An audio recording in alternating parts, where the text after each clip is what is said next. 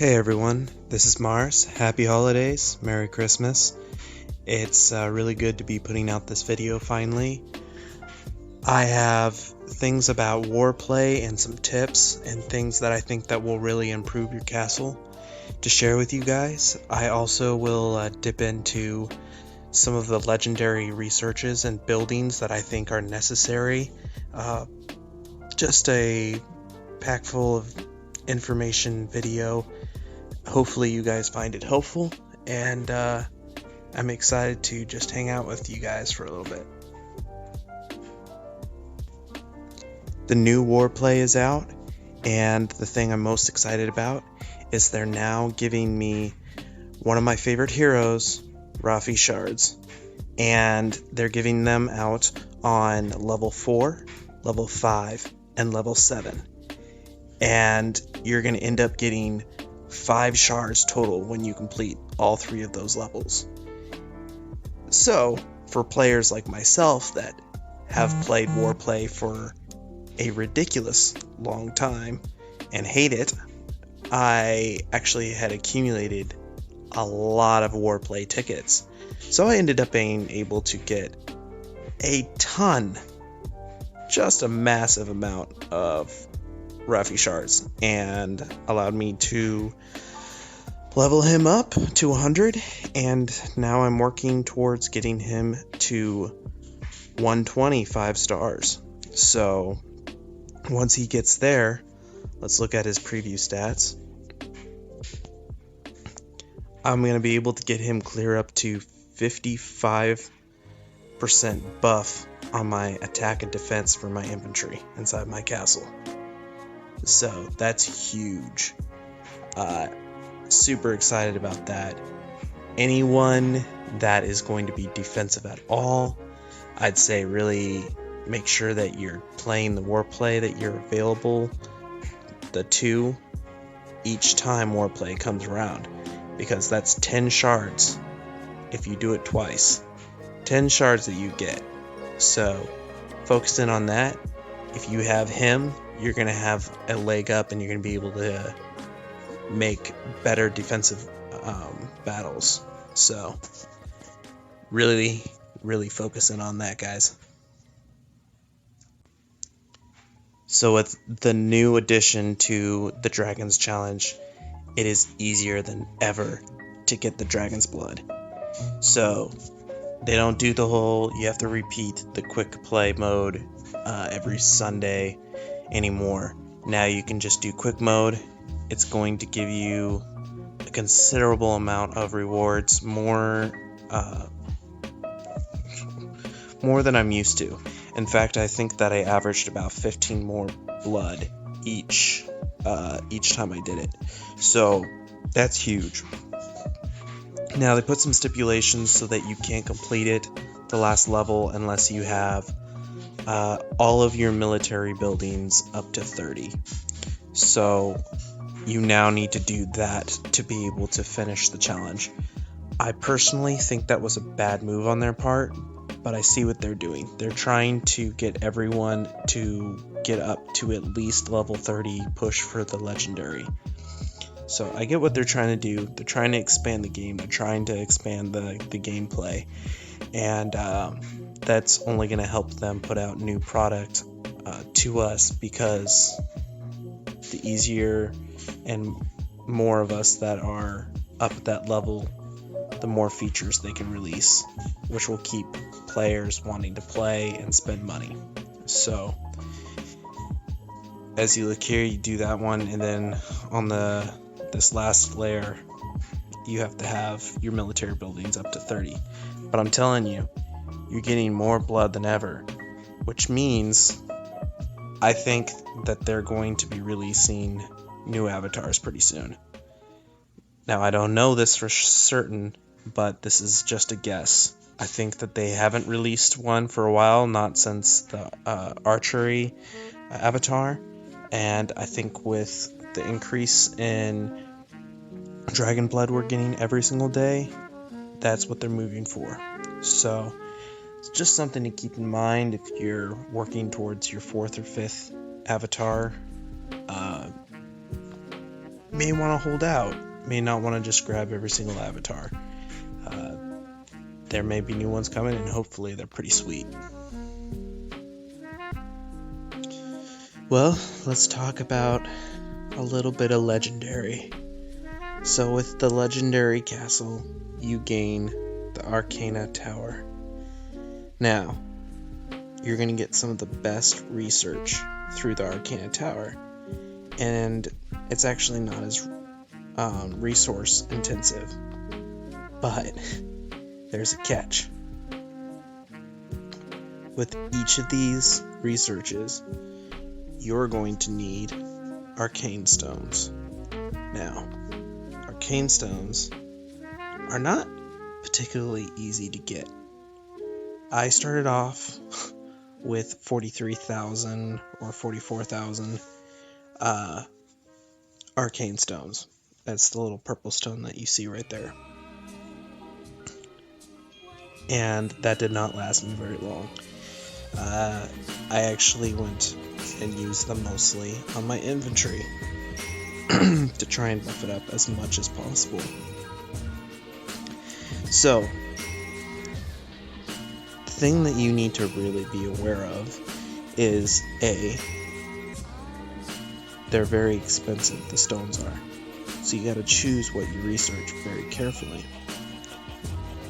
I wouldn't use my Arcana stones on the farmer section unless I had an abundance of these stones. I'd use them on things that I know that are essential to my success, especially in KVK, because I play this game to go to war, especially against enemy kingdoms.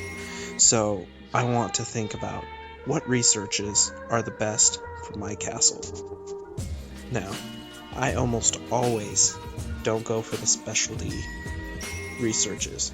I go for the ones that are always going to improve my troops. So, this one, simple, increase infantry attack. Simple, increase infantry HP. Infantry defense. All of these things improve my infantry no matter where they're at. So, as you can see here, 9,000 of these stones. It gets very expensive. So, just try and get as many of these stones as you can early on while you're playing before you even get to legendary. So, when I said the specialized researches, let's look at this research right here. Alright, now this research is awesome, okay? It increases your infantry damage and solo attacks on a castle. Now, why would I think this is not as good as just improving my infantry stats all the time? Well, for one, damage isn't as good as improving your stats. Okay, your stats are going to increase the damage. Increasing the damage is similar, but just slightly not as good. Secondly, I only get this buff when I am attacking a castle solo. So not if I'm attacking a farm, a tile, or any other circumstance in a rally. This is only on solos. Now, eventually, I would say this would be a very good research to do, but I would do the other researches first because those are going to get you the greater buff. So that's just a little tip. You also can open up the other codex if you switch to the other type of legendary, and you can just do that by going to your other building and switching over. It costs 1,000 gems, and it'll give you more research that you can do. I'm mostly worried about getting this codex done first, and then I can consider moving over. The Arcana Tower is awesome, guys, but especially if you're not a huge spender like me, you have your limitations. So really think about that, guys. Well, now that I have legendary military buildings on my stables and my barracks, I now get a special buff. The special buff is boosting my abilities. So now my charge is level 2. It has now increased my chance to strike the enemy's rear guard. So I gotta do a little flanking maneuver and just smash from behind. That is especially good when attacking castles, because they have all these juicy little siege and archers sitting back there that your cavalry would just love to charge into. And then you got your dodge. Now you got a 12% chance of dodging incoming damage. That's always solid. And now your marching speed is increased, so that is your speed going across the map is going to be even faster. So if you see a smaller castle and you're like, I don't need to use infantry on this one, guess what? You don't have to use as many speeds getting there. This one isn't as big for me, but it's still a nice little buff. So got that, and then you can look here. I don't have my other buildings at even 30 yet, so I can't really show you what their buffs are. But counter archer. Guess what? I do good against archers, and archers do bad against me. Who would have knew? Archers suck so bad. This one increases my HP by 10%. That's huge, guys.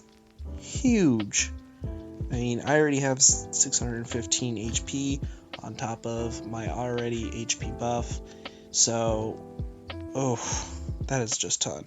Now, I will say this, that 10% is off of this 615, not off of my overall buff. So, not as good, but still really good. And this one increases my defense by 10%. So, just overall, super good. Yeah, doing your main troops to legendary when you get the chance is a very good choice, and I'd put that high on my priority list. Alright, so if you're planning to stay at Legendary 1 forever, disregard this completely. If you plan to move up and continue your legendary buildings, then this is for you. Advanced Military Research. So, it essentially just cuts down on the costs of pretty much all your buildings. So, this will, for your very first builds, will not be worth it. But in the long term, you're gonna cut the costs considerably by doing these researches.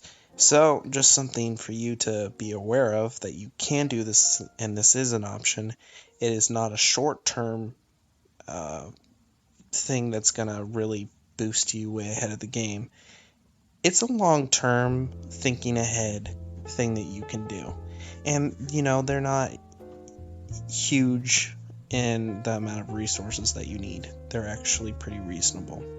So if you look at this one, see, it's not a ton, and you get 1,000 power off of it. So it's actually a pretty good choice for if you're going for it in the research part of the Tournament of Kingdoms. So yeah, there's some good stuff for you. So this is the last thing I got for you guys before I wrap this video up. I know a lot of us are looking to improve our hero bonds, and one of the ones that I look at is improving my infantry attack, and the archery hero is attached to him, so I have to get him leveled up to match my Rhinoc. Unfortunately, I really hate doing that, and there's not a particular good way to get these other than just buying advanced summons. So here is a little trick for you. through these free summons, through the silver chest, and also the gold one, but mostly through the silver one, you can actually get quite a few shards for the archer hero, and that will really help boost your way to improving him to whatever is your next level. So it may be worth it to go ahead and pay that 1,000 gems, because there's a good chance that you may actually hit. Oh, there's one. And now they have actually these multipliers. Now I didn't get any of the multipliers, but I've had ×2, ×3 on all these multipliers. So it's all luck. You know how Rise of the Kings likes to do that now. Everything has to be random. Everything is a chance. And that's a great way to keep us buying, I guess. I hate it. I will pay the extra to have it guaranteed. So, yeah, if you want the Mori shards, the gold chest event is a good way to get them. Well, guys, that was fun. That's all I got for you. You know, I've had a few people reach out to me and talk to me about just improving their castles, saying hi. And I really like that. I really enjoy the interaction with players and being able to help them, and them maybe being able to see something I didn't see. And yeah, it's been a lot of fun, guys. You know, I try and do my best to, you know, respond to your comments. So please leave a comment, talk to me. Let me know what you would like to see in the future, or if there was something I missed, or if you disagree. I'd love to conversate about that. Yeah, I mean, give me a like if you like my videos and you want to see more. I'm going to try and be a little more proactive about putting them out more often. Yeah, subscribe, and then you can know when I put out the next one. The next one should be very soon, considering KVK is tomorrow, and I'm going to be using a few new tactics to still try and get players to hit me. I'm getting quite large for a trap castle, and so I might have to slowly move away from that. But for now, I'm still going to try and get overconfident castles to hit me.